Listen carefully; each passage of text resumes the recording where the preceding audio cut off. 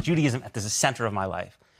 The first time I went to spend time with Palestinians in the West Bank, it was a shattering experience. The human rights group Amnesty International have released a devastating report on Israel. So in this video, I will explain what this report says. I will explain what apartheid is. I will show you a couple of clips to help explain what is going on in Israel, and also some reactions from politicians. So first here, a quick summary of the report before I dive into it. This is the tweet from Amnesty International saying, "Our official new report looks at the decades-long suffering of Palestinians under Israel's rule. We've concluded that Israel's treatment of Palestinians throughout Israel and the occupied Palestinian territories amounts to apartheid. Read for yourself." So again, as I do with all my videos, all these sources are linked below the video in the description box on YouTube, so you can check it out, read the full report if you want. But I'm going to help break it down here. First, showing you that other groups have already come out to state this. So Human Rights Watch, this is from back in October, time to recognize reality of Israeli apartheid and persecution. This from Independent Jewish Voices, a human rights group in Canada that says, Independent Jewish Voices welcomes today's report published by Amnesty, which finds that Israel is committing crimes of apartheid. With the launch of this 280-page report, it becomes the third human rights organization since January 2021 to reach the same conclusion. Also, B'Tselem, an Israel-based human rights organization, has also made the same statement. A regime of Jewish supremacy from the Jordan River to the Mediterranean Sea. This is apartheid. So they made that statement back in a year ago. Now, let me get to first this reaction from a politician. This is Richie Torres in New York, a New York congressman, saying here, calling Israel an apartheid state, as Amnesty has done, is a lie. The hysterical demonization of Israel will do nothing to alleviate Palestinian suffering. It will only incite hatred for the world's largest Jewish community and violent anti-Semitism.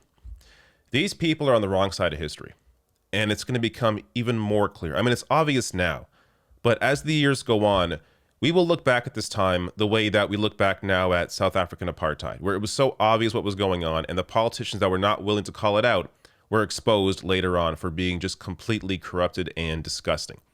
The exact same thing is happening right now.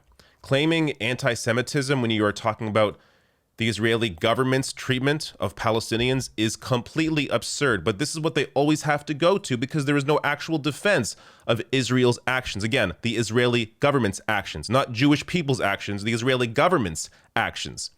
So let me get to a clip here. Before I do that, Peter Beinart, who is in this clip, as you'll see, he is Jewish, by the way, which, you know, I shouldn't have to make this point, but unfortunately, because of the claims of anti-Semitism, it is important to lift these sorts of voices up, the ones that are calling out the reality. So Peter Beinart here saying this is how the Israel debate in the U.S. works. Amnesty writes detailed report about the lived experience of Palestinians.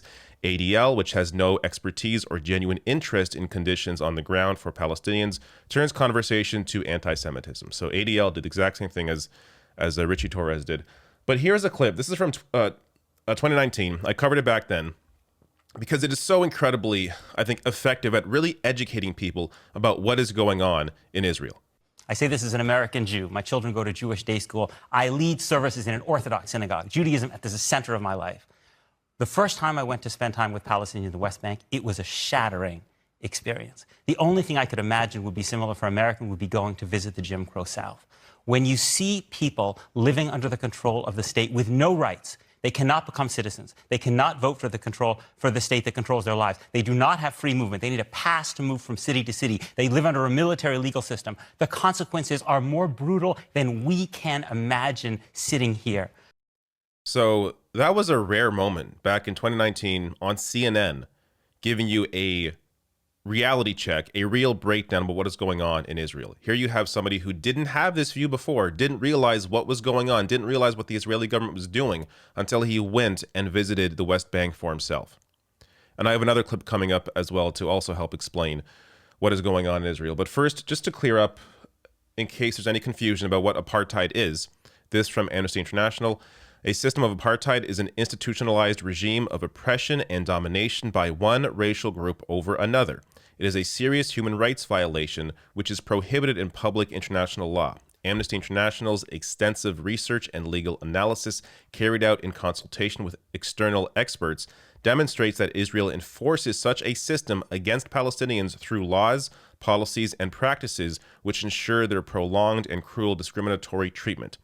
In international criminal law, specific unlawful acts which are committed within a system of oppression and domination with the intention of maintaining it constitute the crime against humanity of apartheid.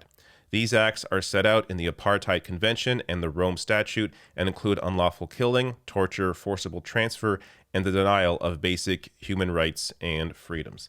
And if you want, I have covered this issue countless times. You can go on my channel on YouTube, go to the search box here, type in Israel, and you will see various videos pop up of me discussing certain events that have gone on over the past several years.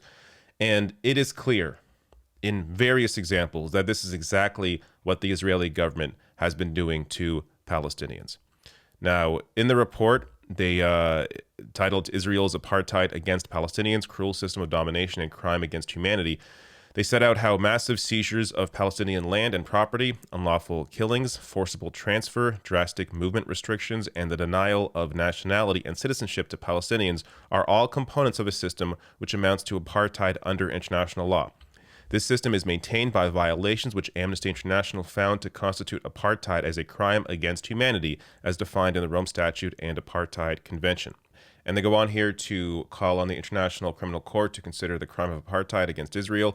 And let me just quickly here quote them before I go on to a clip and also some reactions from politicians. But here from the report, they say, our report reveals the true extent of Israel's apartheid regime. Whether they live in Gaza, East Jerusalem, and the rest of the West Bank, or Israel itself, Palestinians are treated as an inferior racial group and systematically deprived of their rights. We found that Israel's cruel policies of segregation, dispossession, and exclusion across all territories under its control clearly amount to apartheid. The international community has an obligation to act. Now, you will notice any criticisms of this report, either from politicians or, media figures or other groups, they will not refute any of this. They will not say how actually, no, Israel doesn't have cruel policies of segregation, dispossession, or exclusion across all territories. No. What they instead will do is say, you're being anti-Semitic. Anti-Semitic because you pointed out the Israeli government's treatment of Palestinians. How is that anti-Semitic? But they have no defense. So they have to obfuscate. They have to, distract you with something else because they can't actually disregard the reality of what is happening in Israel and how the Israeli government is treating Palestinians. Now, let me get to a clip here from Michael Brooks, the late, great Michael Brooks, who has been very influential in this space and educating millions when it comes to foreign policy issues, and of course has been incredibly clear on this topic as well. He had a discussion back in a few years ago, but I cover this as well when this clip went viral later on after his death. But here is another fantastic breakdown helping to explain what is going on between Israel and the Palestinians. So it's not a complex issue. That's the big thing. It's super simple. There's one group that has enormous power. It's the most powerful country in the Middle East. It's backed by the United States. It acts on another population of people with total impunity and is never held accountable for anything.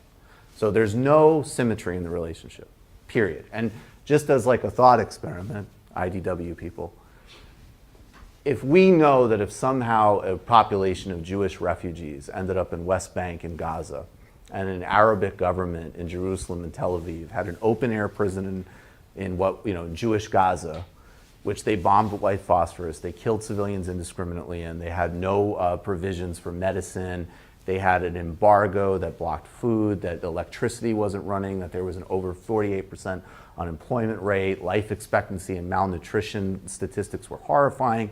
One of the major policymakers in this hypothetical Arabic Palestinian state said, we need to put those Jews on a diet. In the West Bank, there was another Jewish area where there was a little bit more autonomy, but there was regular Arabic settlements where they pulled up the Jewish farmers' foods, they terrorized them with rocks, the security forces broke children's bones, and they couldn't drive their own roads. We'd all have no problem understanding what that was. So there's nothing complex about it. And of course, he's exactly right. This is not a complex issue. If you're having a hard time understanding this, understanding what's wrong with what's going on, do it exactly what Michael Brooks did. Reverse the roles. Pretend it was an Arabic government doing this to Jewish refugees. It would be very clear. The international community would be very clear about what is happening. These politicians right now saying nothing's going on here. Imagine they were speaking out, claiming that, oh, it's fine to put Jewish people in an open air prison. Perfectly fine with that. Imagine. So why is it okay when it's the reverse? Why is it okay for the Israeli government to do it to Palestinians? Some reactions here, some good reactions from politicians here, starting with Dimitri Lascaris, who has ran for Green Party leader, is a Green Party member, says here, for years, Canada's Green Party has been attacked for supporting sanctions on Israel. It becomes clearer clearer by the day that Canadian Greens have been on the right side of history, and that those who have attacked us for demanding sanctions on Israel should hang their heads in shame. This from Heather McPherson, an NDP MP, tweeting out here, important new report from Amnesty this morning echoes findings from the Human Rights Watch and B'Tselem. I call on the government of Canada to respond to their recommendations by better advocating for the civil, political, and human rights of Palestinians. This from Zara Sultana, an MP in the UK. Saying here today, Amnesty International published a report detailing what they describe as Israel's apartheid. This must be a wake-up call for leaders across Britain, Europe, and the US. It's time to face up to the reality of the injustice suffered by the Palestinian people. And last reaction here from Rashida Tlaib has been a strong voice for Palestinians. Of course, her grandmother is Palestinian. She's Palestinian. But here she tweets out, U.S. foreign aid shouldn't go to apartheid governments, period. Exactly right.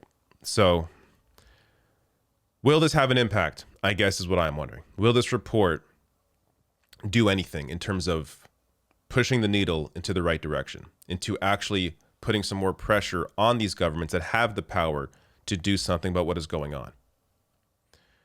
We're going to have to wait to find out. So it has never been more clear about what is happening in Israel, how the Israeli government is treating Palestinians. It is obvious about what is going on. The least that you can do is be on the right side of history, advocate for the rights of Palestinians, and speak up to your political leaders and advocate, tell them what is going on, and push them to do the right thing.